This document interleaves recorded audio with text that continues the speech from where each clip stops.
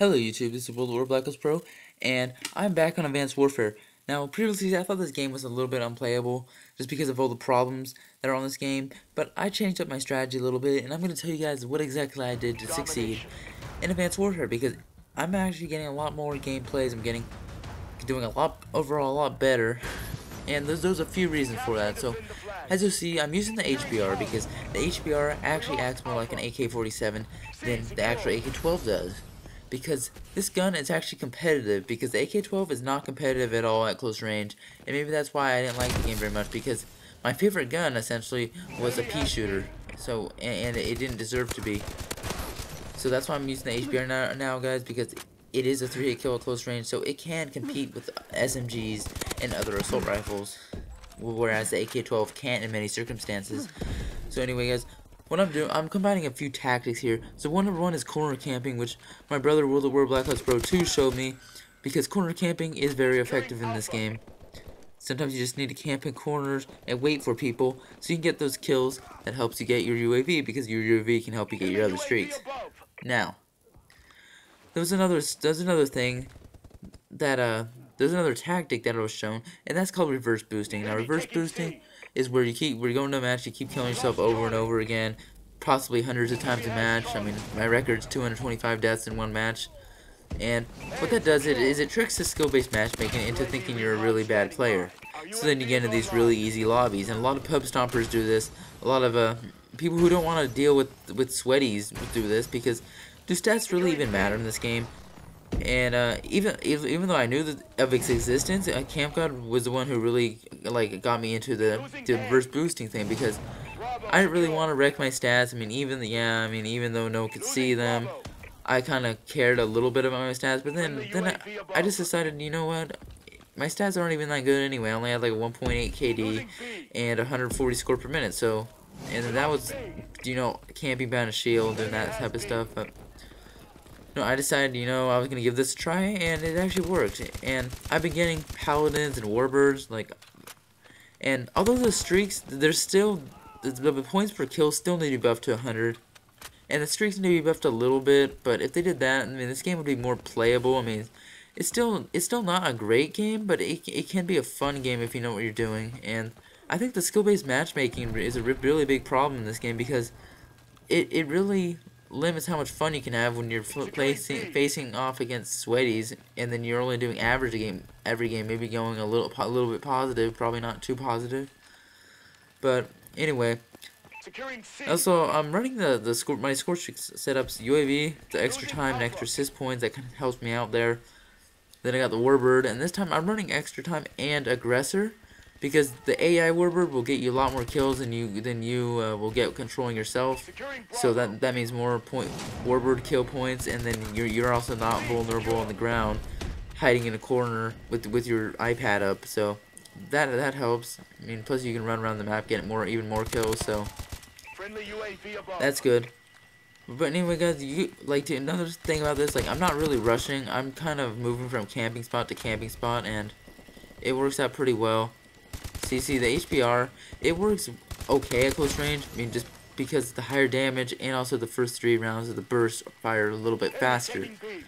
So you can get if you can kill within the first 3 shots, and that's really good, and you'll get a really fast time to kill. Also, guys, knowing when to play and when not to play the objective, because that is really important. And make sure you don't take a bunch of deaths, a bunch of pointless deaths, because you see there, I got my warbird off of capping C flag, and that's really important, because if you don't play the objective at all, you probably won't get as many points. So that's one reason why I play it, but you gotta play it cautiously. You don't want to keep going after B flag. If they're all spawning at A and C flag needs to be taken, just take C. I mean, it's pretty safe. Just take calculated risks, because it will help you in the long run. And then, guys, as you can see, I'm also my paladin, and my paladin I'm running extra time and 105mm cannon. So that helps a lot. I mean the paladin, yeah, sure, it's overpriced, but it's by no means a bad streak. It's actually one of the few good streaks in this game.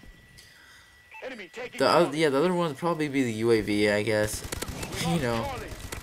There aren't too many other good streaks in this game, but just knowing what to run, knowing how to play, yeah, and it can make this game a lot better. I mean, you gotta learn how to evolve. If the noobs can do it, if the noobs are evolving using shield and stuff in Black Ops 2, then why can't I evolve? I mean, adjust my camping strategy a little around to better suit this game. Anyway, guys, you see, I just got the powder in there. But evolving is an integral part of Call of Duty. I mean, without it, your strategies wouldn't change over time. I mean, you'd pretty much be doing the same thing over and over again, but that's not the case. Like, in other games, like when I first get the game, I often change classes. I also often try different setups and stuff. But as I get more used to the game, I don't make fewer and fewer changes, and because I'm more comfortable with what I'm using. I know what I want to use.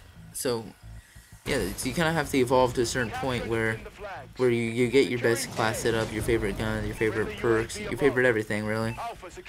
And guys, previously I thought Black Ops 2 was a terrible game, but that was because I was trying to normal camp with, like, with an assault rifle, so it's like a suppressed AN-94, and that wasn't working out too well because of shotguns and things like that, and shotguns and sweaty SMG rushers, MLG tryhards, you know what I'm talking about.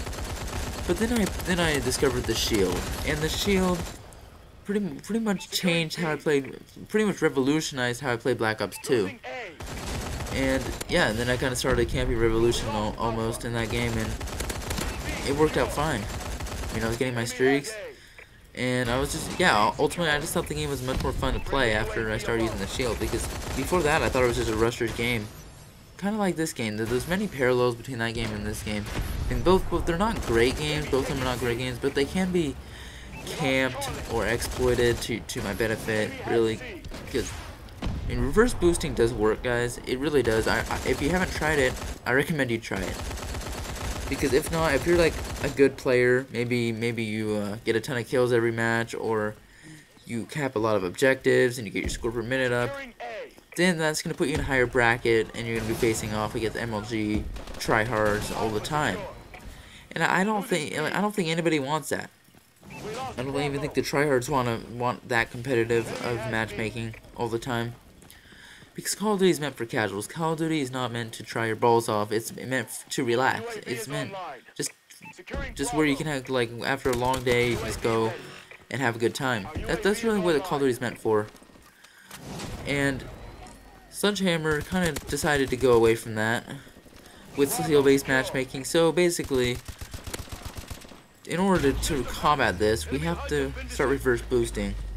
Because reverse boosting is really the only way to fix skill-based matchmaking at this point. I mean, hopefully they take it out, because I believe in Black Ops 2, they took that out. I mean, it was in there initially, and then they took it out. And that was probably one of the best moves Treyarch's ever made in terms of getting rid of all this competitive crap, because, yeah, we all know they're catering to MLG way too much. But anyway, guys, I have found, like, I mean, Advanced Warfare has been a lot more fun since I found out how to play this game.